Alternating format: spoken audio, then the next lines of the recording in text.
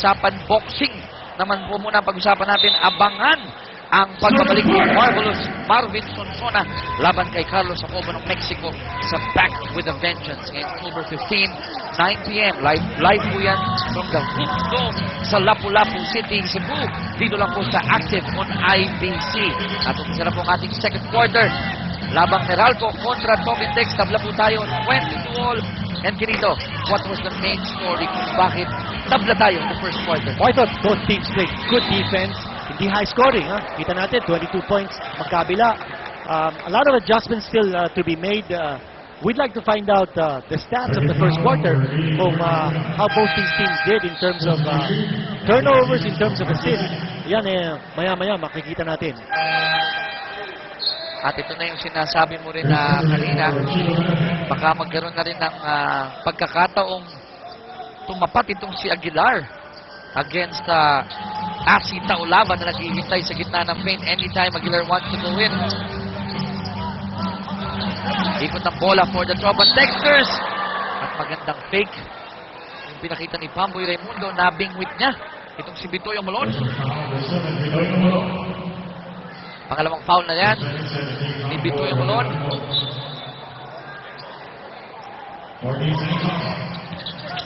At ayan na po yung mga kaibigan natin. Nagbibigyan ng mga mensahe. Yes, Japet Aguilar can be dominant in Talking Tex. Let's go Talking Tex. Yung mga fans ng ng Tropang Texters voting sa ating poll saying that Japet will indeed make a big impact here at the PBA. Maraming mga comments about yung experience ni Japet Aguilar sa Smart Villas. Meron na akong nakitang comment doon that this could be a high-scoring game. It remains to be seen, no? Because the indication is mukhang hindi high-scoring game ito. No? Only 22 points for both these teams. So Japet scoring from the outside. That's where he is most capable. At ito sinasabi natin kanina. The tandem of Ali Pig at saka si Japet Aguilar. Nakikita na natin ngayon. We predicted that in the first quarter and now we see both of them playing together. And I think you will see more of Japet Aguilar delivering the goods, playing the 4 position, at saka si Ali Pig playing the 5 position. Nabanggit mo, dito, medyo mababa yung scoring natin. Meralco wants to focus on their defense, but Talking Tex is known for their running game. Will this favor Meralco, knowing that Talking Tex wants to score more? Well, I would think that Talking Tex being the #1 offensive team ng liga natin, no? Anytime you hold Talking Tex to less than 90 points in a game, your chances to win improve. At yun, nakita natin in the last PBA third conference of Governors Cup Finals, nung nalimita ng Petron ang Talking Tex in terms of scoring, nag-enhance yung chances ng victories ng Petron. Nakita nga natin, Petron winning that finals in 7 games. Speaking of nalimitahan, palang nalimitahan yung vision dun ni Aban nung tumama siya kay Asi Taulava. Medyo iniisa pa niya o sinishake off niya yung pagkakabanggaan nila ni Asi. Nabura siya sa eksenang yun. And I think sino man ang humampas dito kay Asi, talagang hindi mo makakalimutan yung contact na yan. But Aban making sure of his 2 foul shots. 2 points ready for Aaron Aban. Lamang na po ang Talking Tex, 26-22. A little over 10 minutes here in the second quarter. You know, I think it's also important, Kiki, that Meralco gets to go to the line. And in this game so far, nakakaisang free throw lang ang Meralco. And Talking Tex already with 15 free throw attempts. So yung aggressiveness ng Talking Tex, kita-kita natin. And siguro yung over-aggressiveness din ng Meralco in giving up those fouls and trying to stop Talking Tex from getting that offensive rhythm. Evident sa first quarter natin. At ito nga, Talking Tex, sinusubukang mapalayong ka ng kalamangan, hindi binuenas si Aban. By the way, Talking Tex, 0 out of 4 from 3-point distance. Kanina natanong natin, no? Chiki, kung ano yung mga nangyari sa first quarter, we said we were going to check on the stats. Well, in terms of assists and turnovers, halos pagtalan. Nagkatalo dun sa mga free throws ng Talking Tex. And for Meralco naman, for the reason that they were able to tie the game at the end of the first quarter was because they shot 50% from the floor against only 43% for Talking Tex. And still, you mentioned earlier, di ba binibigyan ng Talking Tex, hindi na naman yung massive 3-point attempt ni Castro. Pero, Maganda yung drive doon ni Japet Aguilar. At nakabingwit ng foul kay Gabby Espinas. Pangatlong foul na ni Espinas. At maaga pa sa laro. Well, trying to stop Japet Aguilar, which is going to be a very, very hard task for anyone playing the 4th position. Ito sinasabi natin from the start. Up against Azzy Taulava, I think Japet Aguilar was a non-factor. But now, up against Gabby Espinas, mukhang mas confident na siya. Umatake sa basket. And he's gonna get his touches, he's gonna get his moves and his points coming off the outside playing that 4th position, especially when you've got a guard who will make sure that he gets the ball. That's Aaron Aban. Bumuelo talaga, no? Parang itong si Castro Bumelo from all the way back. Biniyak ang depensa, 2 points for Castro, 30-22. Walo na po ang kalamangan dito ng Talk and Text Tropang Texter. Ceasefire. Magbabalik po ang PBA.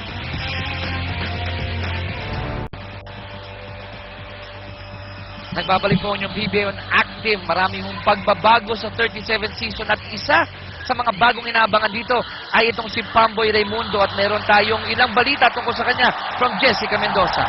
Alam mo, Chicky, nakausap ko kanina ang former teammate ni Pamboy na si Gilbert Bulawan na ngayon naglalaro na rin para sa Meralco. Sabay silang naglaro sa San Sebastian. At sabi ni Gilbert na itong si Pamboy parang isang silent killer daw. Dahil tahimik pero matapang pagdating sa court. At kita naman natin na very composed siya even if it is his rookie game. At sabi ni Pamboy sa akin kanina na nararamdaman nga niya ang kanyang pagkabata. Pero feel rin niya na welcome siya dito sa Talk and Text. Chicky? Ayun, no? Aba, silent killer pala. Silent ang tawag killer. Ni Gilbert Bulawan sa kanyang former teammate, si Pamboy.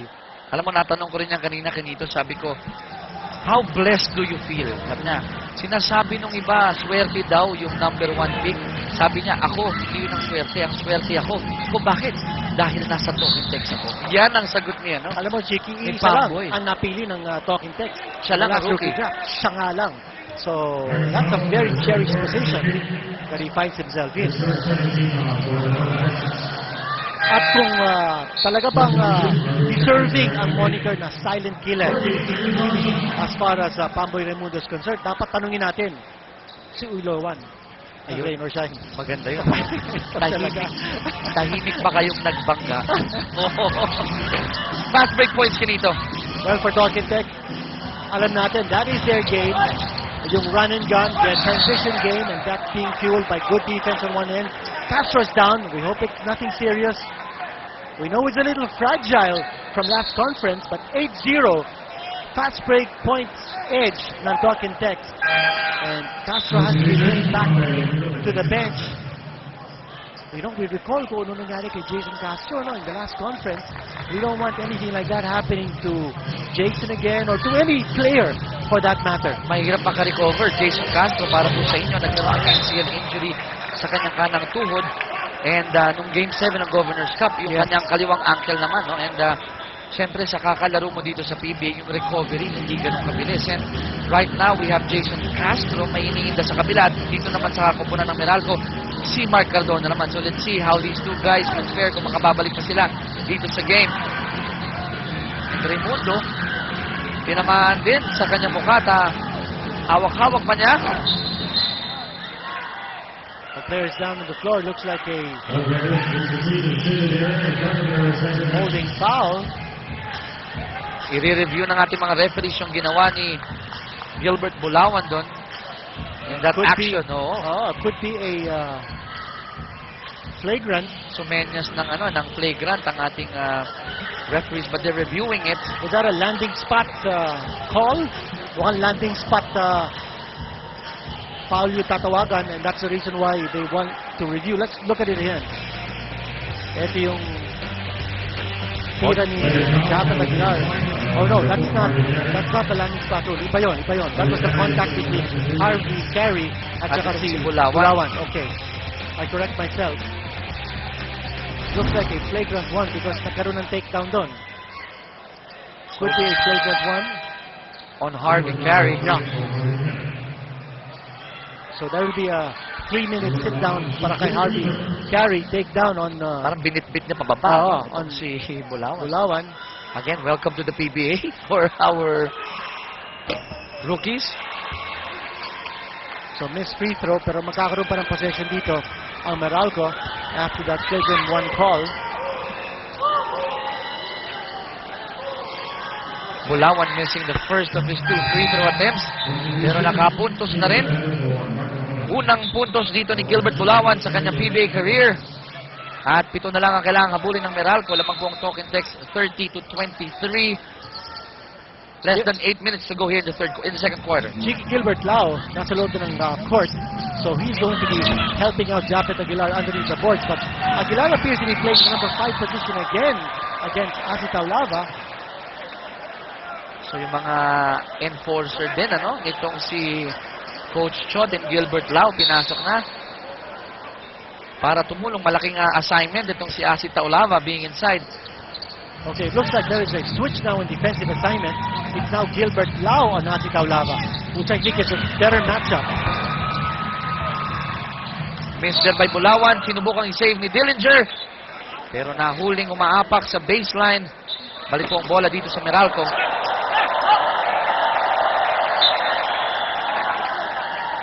Bumagsak din yung railing. Sa lakas ng tama. Itong si Dillinger, hindi lang player ang binabangga nila, pati yung mga ating railing dito. Chiki, ito yung sinasabi natin kanina, no? That not only should Meralco concentrate on defense, but also on their offense. Because in this quarter so far, iisang punto lang ang nai-score ng Meralco. So obviously, they need offense. They need some firepower. And where can they get it from? Marquis on the floor, Chico Lanete. Bulawan is not a scorer, he's a rookie. Asita Olava, he needs the ball close to the basket. So hirap po pumuntos dito ang Meralco. It's been an 8-1 run for the Tropac Texters. Naubos na rin ang oras dito, and he's already traveling. And that's because as he realized, only 4 seconds to go in the shot clock, nagpanic siya, nagmadali siya, and called for a turnover. Yan yung kawalan ni Mark Cardona, no? Alam mo na meron kang scorer in him, but with his absence, as you mentioned, nagkakapaan ngayon itong Bolts. Sino ba ang kanilang designated hitman? I think it's important that at any time on the floor, you have to have a designated shooter from the outside. And hindi ko lang maintindihan kung sino nga dito, no, ang designated shooter from the outside ng Meralco on the floor right now. Is it Lanete? Is it Timberlake? Well, whoever, their teammates must trust them to take the shot from the outside. And Bulawan forced to take that shot. Nung paubos na ka ng shot block, Raimundo nagmamadali. And Aguilar, once again, talagang gusto niya facing the basket. May second thoughts niya in attacking the inside paint. At ang Meralco Bolts dito, ayaw nilang mamaga itong kalamangan ng token text. Siyam na po ang kalamangan, kaya tumawag ng 30-second timeout. Itong si Coach Ryan, 1 point pa lang kinito, magsi 6 minutes na, 1 point pa lang na-score ng Meralco. Anong kailangan kaya nilang gawing adjustment for them to stop this bleeding? Well, malaking pressure dito for Coach Ryan Gregory because he's got to look for confident scorers and shooters from his team. And wala nga si Sol Mercado ng mga kalaro.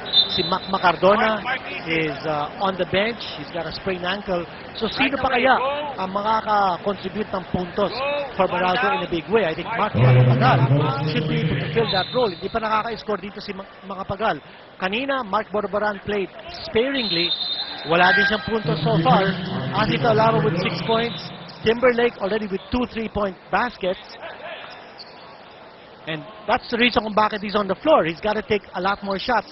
But I think yung aggressiveness in penetrating and going against the big men of Talking Text, importante yan because they've got to get players to go to the line. And that's something that they badly missed dito, no? Hindi sila nakakapunta sa free throw line. And give credit to the tight defense dito ng Talking Text. Talagang idinidiin nila yung depensa. Again, good defense there on the part of Dillinger. Turnover again. Balik na naman ang bola dito sa Talking Text. Gilbert Lau. Bigyan ng recipient ng fast break yan. And Aguilar, very aggressive in attacking the basket at muntik sila magkapalitan ng mukha doon ni Mark Isip. Things not falling in place para dito sa Bolts. Air ball sa kabila. Foul sa kabila. And Talking Text slowly capitalizing on this. Bolts ng mga Meralco Bolts Aguilar once again from 15. Magandang pinapakita nito na pantayan na niya yung kanyang unang game. Again, Burger King pa siya. 10 points already for Japet Aguilar. At Chiki, kita-kita natin that the point guard is looking for him. Pamboy Raimundo giving it to Japet Aguilar, and you know he's very comfortable shooting from that distance. Na-master na rin niya, no? Yung mga medium range jumpers. And that's an added arsenal para dito sa high leaping Japet Aguilar.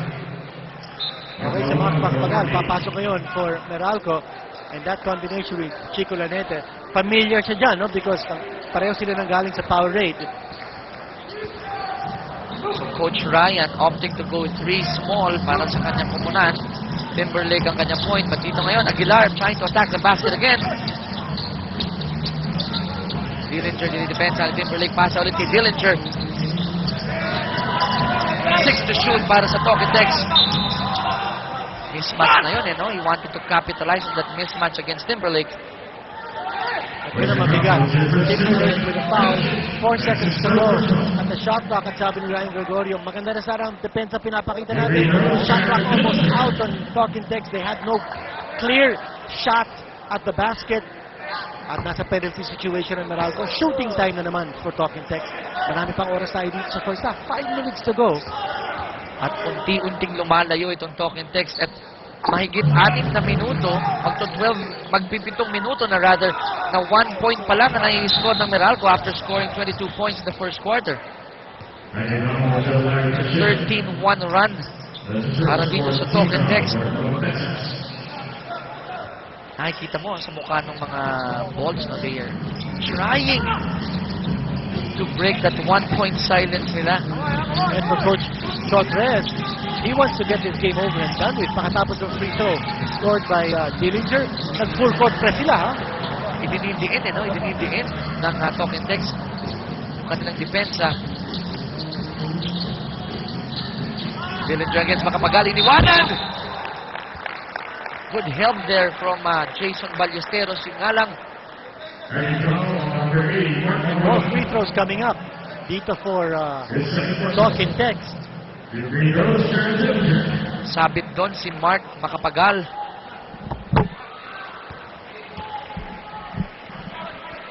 At ito po, meron po tayong all-terrain race entitled Mga Bayani ng Kalikasan Altera Race for Mount Natin 2011 for the rehabilitation of Mount Natin in Bataan. So October 15, magaganap ang event na po ito, 6 a.m. It is an all-terrain team race.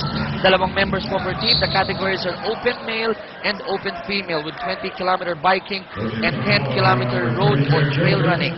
Starting line is at Dinalupihan Plaza, Dinalupihan, Bataan, and finish line is at Sinagtala Farm Resort and Retreat Park at Tala, Orani, Bataan. Elevation is 500 meters above sea level. Dami nating sporting events. Laniete for 3, Campus na tira.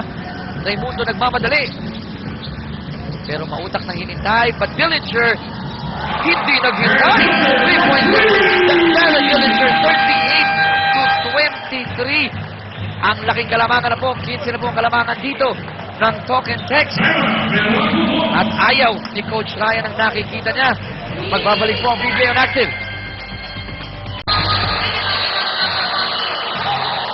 Ang PBA po hindi lang po sa Pilipinas nakikita. This 37th season of the PBA is also aired in the Middle East and Guam on Action TV International. Watch it in the Middle East on OSN and in Guam on MCV Broadband. Wow, ang laki talaga ng naaabot natin. Mga pagbabago here in the PBA. Fact, marami tayong mga kaibigan overseas na inaabangan itong game. Both on, nasa TFC yata tayo. Tapos live streaming pa. Talagang daming channels, ang daming avenues. Saan pwedeng makita itong PBA.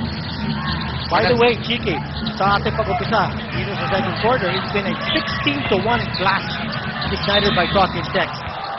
Parang tinakpan itong ring ng ng Meralco, and you were mentioning to me earlier yung kanilang aggressiveness na naipakita sa free throws. Wala tayong nakikitang slashing on the part of the Meralco offensive players. Ang mga tira nila nanggagaling sa labas. And I think Talking Tex has done a very good job of controlling the inside. nakaabang sila dun sa ilalim eh. Kanya, kung nakikita ng Meralco na hindi sila nakakapag-pasok sa loob, hindi sila nakakapag-penetrate, then they take that poor percentage shot from the outside. And by the way, sa free throw attempts, it's 5 free throw attempts so far for Meralco, and for Talking Text, nakaka-20 na sila. Ang laki ng laking diferensya. Ang laki ng disparity. Makikita talaga kung sino yung mga umaatake sa loob, getting fouled inside. Like this one, gusto kong matake ni Dillinger, hindi na nasalo ni Harvey Carey, but then again, Galing sa labas si Harvey Carey, and that's a violation. magandang pasa sana ni Gilbert Blau yun para kay Carey. Malaki lang yung hakbang niya, kaya nahuli siyang umapak sa labas ng baseline. Turnover for Talking Text, balik mo ang bola dito sa Meralco. By the way, nag-iba ang depensa doon ng Meralco as they try to play a zone defense. Makapagal for 3, hindi pa rin pinipwenas dito ang Meralco.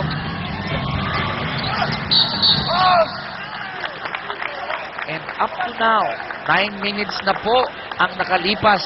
Almost 9 minutes na po nakalipas sa second quarter.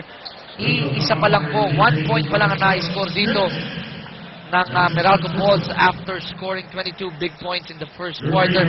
Habang ang Talking Text nakakalabing-6 na. So it's been a 16-1 run. And Harvey Carey wants to increase that.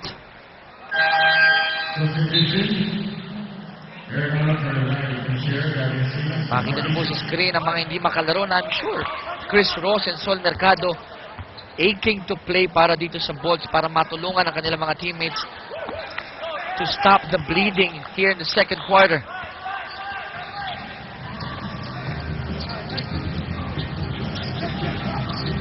By the way, ni isang field goal wala pa rito Meralco sa quarter. And they're going 0 out of 10 from the floor. Pamboy Raimundo matatawagan ng personal foul. At sa penalty na ang Talking Text. How will that affect them pagdating nila ng second half? Alam naman natin na sanay silang score with Macardona out. Hindi pa alam kung makababalik. How will that affect their game pagdating natin mamaya sa second half? Pero pag-usapan natin yan sapagkat magbabalik.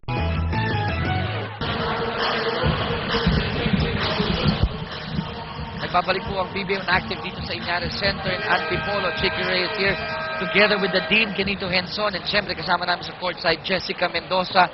2 minutes and 53 to go to second quarter lamang po ng 15 itong Talking Text, 38-23, pero ang mas importanteng storya dyan, isang puntos pa lang na i-score dito, isang puntos pa lang na-score ng Meralco after scoring 22. As you mentioned, Kenito, no field goal yet para sa Hawks. Well, sinasabi nga natin kanina that no doubt ang Talking Text is a tough offensive team.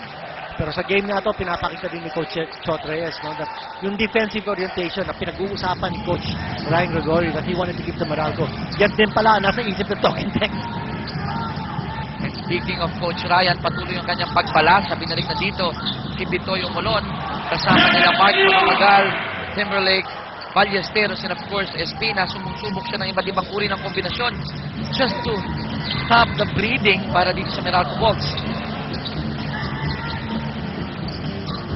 Yung isang malaking pagbabago din ng Talking Text now is that they are going to the big man inside. And Japet Aguilar, because of his athleticism and his ability to move around very quickly, he's able to find himself open for those very quick jump hooks sa loob ng shaded area.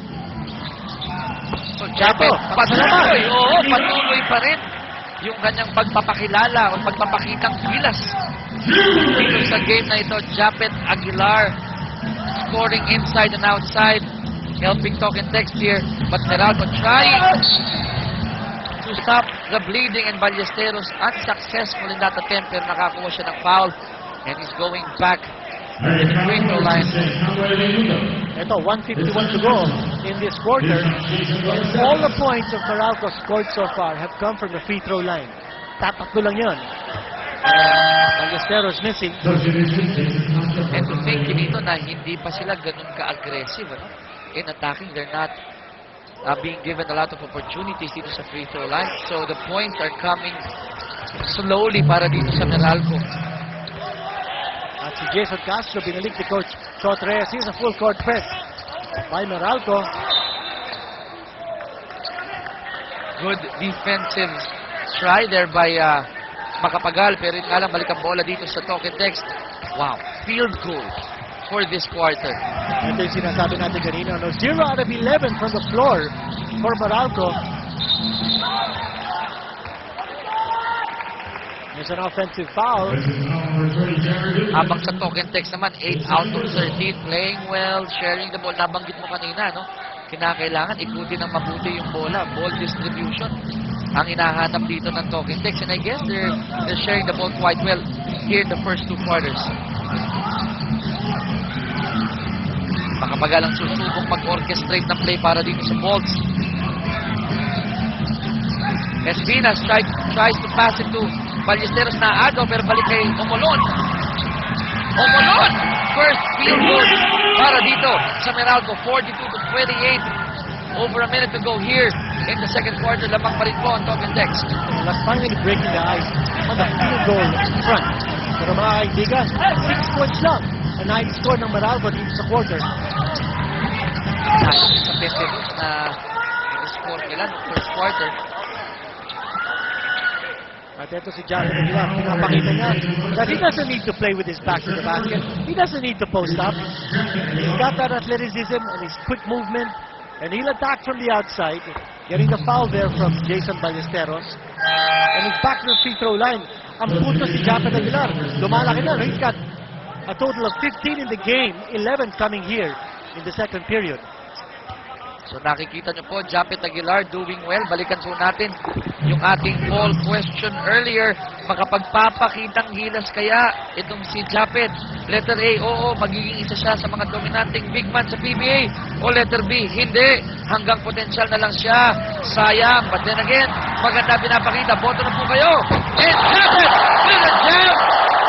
Emphasizing that he is back here in the PBA. Hindi lang yun, nakakuha pa ng foul si Japet Aguilar kay Jason Ballesteros. Walang katakot-takot yun, ha? Wala! Pumasok. You watch it right here. He wanted the duck. He had that in mind.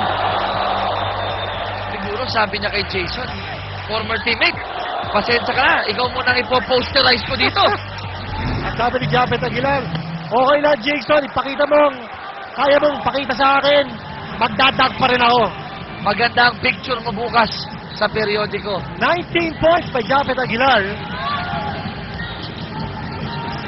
Aguilar giving a good account of himself in the first half, and Meralco trying to claw back here in the game. 20 seconds na lang po. 2 to shoot in the shot clock. Hawak ni Makapagal. 24 seconds violation para dito sa Bolts. At muli, minamalas pa rin itong Meralco. Wala pa ho yung rhythm ng game nila. Hindi sila makakuha ng rhythm. Nung nakalabas si Mark Cardona, hindi na nakabalik ang laro ng Meralco. So this is a nightmare para sa Meralco. Because natanda natin, sa pagtapos ng ating first quarter, tabla sila, no? 22 all. 22 all. And now, the lead is 19 points by Token Text. Aanim lang ang nai-score ng Meralco sa quarter na to. 25-6 run para dito sa Token Text. At sinusubukan talaga ng Meralco na makahabol sila pagkat ayaw nilang lumaki o mamaga itong kalamangan. Ngayon po, bukod sa basketball, bukas na magbubukas ang landas patungo sa UFL. Ang UFL Cup, live po yan mula sa Rizal Memorial Sports Complex. October 8, bukas po yan, alas 2 ng hapon, dito lang sa Active on IBC. Goal natin ko! Magandang panoorin yan. I'm sure maganda rin Fun sa UFL? Oo. Kasi yung mga actual players, na-distribute na, no? Hinati-hati sila eh. Iba-ibang mga teams.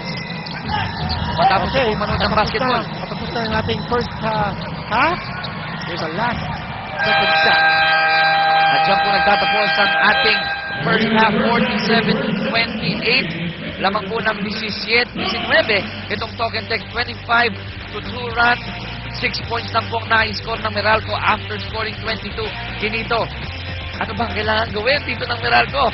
Wala, unang-una dapat yung kanilang depensa, dapat tibayin nila, no? They've got to play top transition defense. Too many open shots here for Token Text.